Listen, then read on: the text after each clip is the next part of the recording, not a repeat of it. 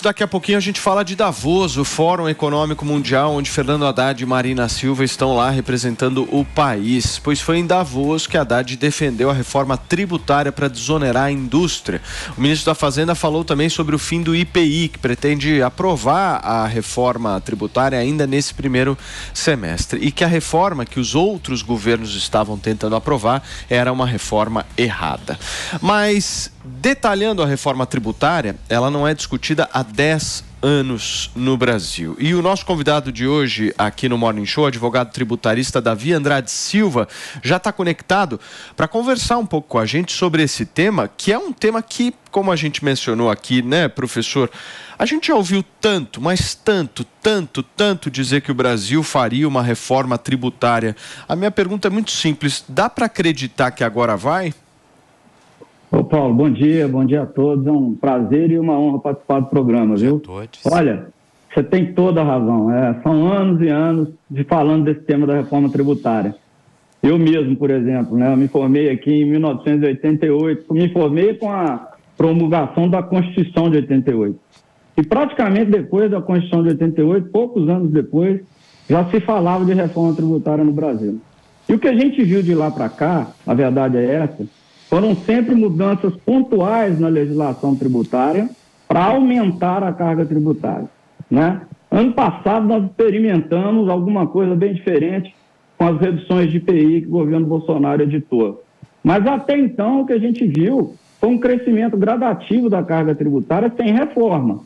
Foram modificações na legislação tributária com o único propósito de aumentar a carga tributária. Tanto assim que nós saímos de uma carga tributária de 22%, 23% do PIB na década de 80, né, dos anos 1980, para 33,3% agora, 33,3% do PIB. Então, assim, eu sou muito cético quando se fala em reforma tributária pelo histórico, né? Agora, há uma fala muito incisiva, muito contundente do ministro Haddad de que agora vai. Eu aposto, eu quero ver se vai mesmo, porque são muitos interesses conflitantes para serem conciliados e para que uma reforma tributária com o alcance que se quer seja aprovado, sabe, Paulo? Essa é a minha professor, visão. Ontem eu vi algumas declarações, tanto de Geraldo Alckmin, vice-presidente da República, quanto de Fernando Haddad, na direção do fim do IPI, né? Eles falaram, enfim, para vocês que nos acompanham aqui na Jovem Pan News, são 11h06, nós estamos conversando com um especialista em direito tributário, o professor Davi, que está conversando um pouco com a gente a respeito da possibilidade aí da reforma tributária acontecer ainda em 2023. E aí a gente estava falando, né, professor, eu ouvi pelo menos essas duas falas, tanto do Haddad quanto do Alckmin, foram falas muito organizadas numa mesma direção. Então, do ponto de vista de comunicação, pelo menos eles estão falando ali a mesma língua. Agora, a gente sabe que uma reforma no Brasil precisa ter o aval dos três poderes e principalmente do Congresso, né? Eles conseguem um número razoável, porque é um assunto que divide tantos estados brasileiros, né? Cada um ali tem o seu interesse, então é muito difícil colocar tudo numa mesma cesta e conseguir isso. Eu queria um comentário do senhor sobre essa questão do fim do IPI, é algo positivo? Exatamente isso que você disse, viu, Paulo? Acomodar todos esses interesses dentro desse sistema tributário caótico que é o nosso, porque além de uma carga tributária elevada, nós temos o sistema tributário mais complexo do mundo. Organizar isso e conciliar os interesses, esse é o grande dificultador de uma reforma tributária. Na questão do IPI, a proposta que está em tramitação e que é a proposta encampada pelo governo Lula é a PEC 45. E a PEC 45, ela traz uma proposta de consolidação e extinção dos tributos sobre consumo, que seriam todos eles abarcados num único tributo chamado IVA.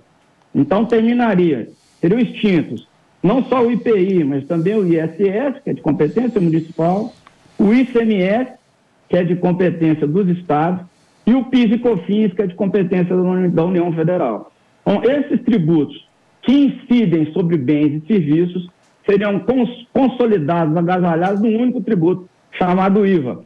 Olha a complicação disso. Como fazer isso de forma organizada e no tempo? Porque, evidentemente, não vai se conseguir aprovar o IVA agora e terminar com essa cesta de tributos um dia antes.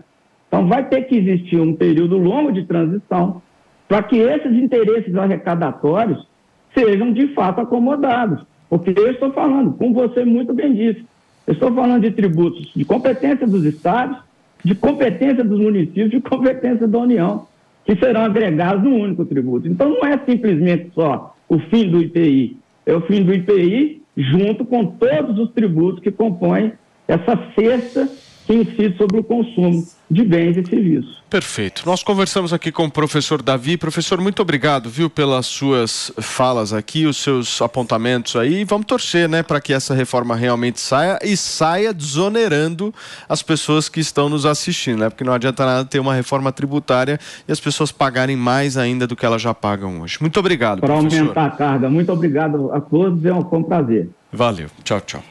Deixa eu passar a bola para o nosso Alexandre Borges. O Ale, cadê? Coloca ele aqui na tela, Fernandinha, para mim, para que eu possa conversar um pouco com o Ale. Deixa eu te fazer uma pergunta, Alexandre. Você acha, vou te fazer essa mesma pergunta que eu fiz para o professor, agora eu quero uma resposta do ponto de vista político.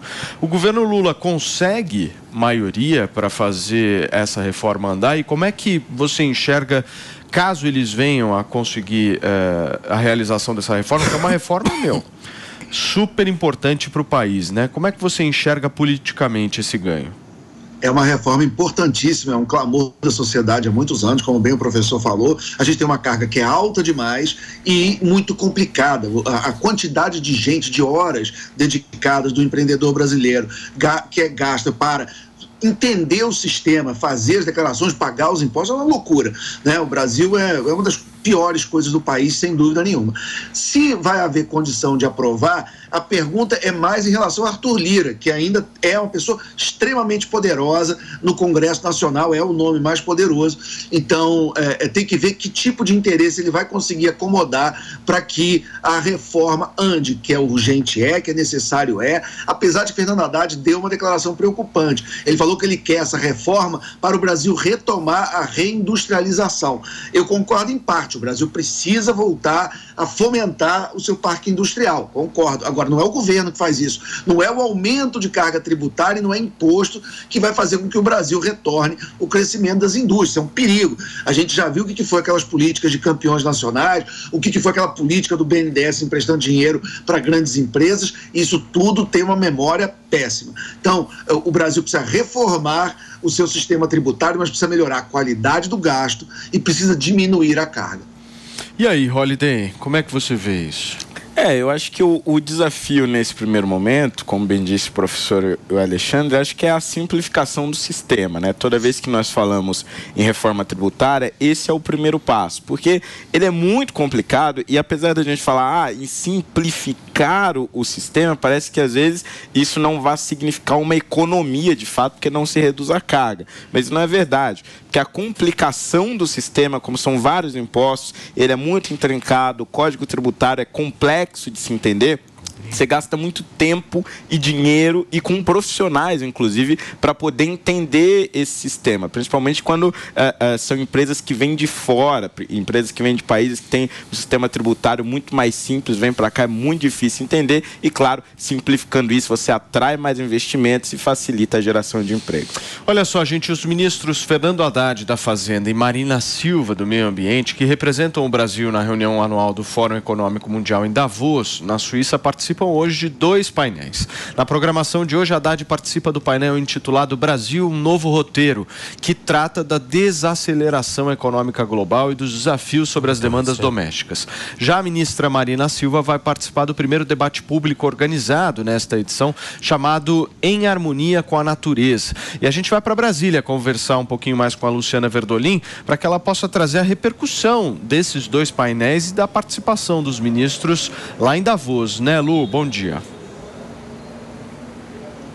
Bom dia, Paulo. Bom dia a todos. Olha, o governo está muito animado. Avalia que tanto a Haddad quanto a ministra Marina Silva conseguiram dar o recado no Fórum Econômico Mundial lá em Davos. Fernando Haddad faz questão de ressaltar que as metas econômicas não seriam ambiciosas, mas ele já antecipou que a ideia esse ano é fazer pelo menos 2 reformas tributárias, uma focada no consumo, ainda no primeiro semestre, outra voltada, né, focada aí para renda, para que as pessoas que não pagam impostos, leia-se aí principalmente empresários, possam também pagar, ter uma parcela maior, uma mordida maior do leão, para que outras pessoas, a população de mais baixa renda, tenha um respiro envolvendo a questão, envolvendo o imposto, a tributação. Vale lembrar que a promessa do governo Luiz Inácio Lula da Silva, é exatamente fazer uma correção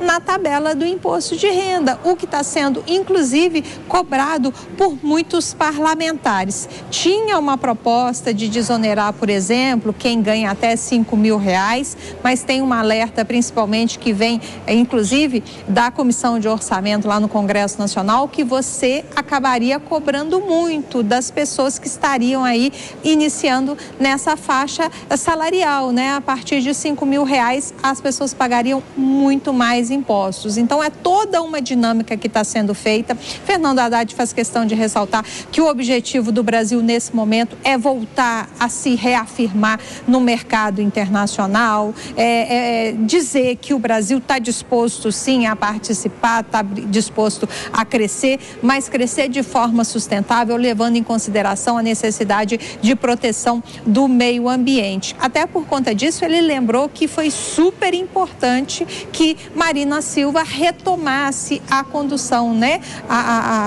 o comando do Ministério do Meio Ambiente, para que a comunidade internacional possa ver que o Brasil realmente está bastante empenhado na proteção de suas florestas. Lembrou também daquela promessa antiga também de campanha do presidente Lula, que é fazer com que as pessoas que hoje estão com o nome sujo ali no Serasa possam voltar a ter a possibilidade de consumir. Não está muito claro de como o governo vai fazer isso, né?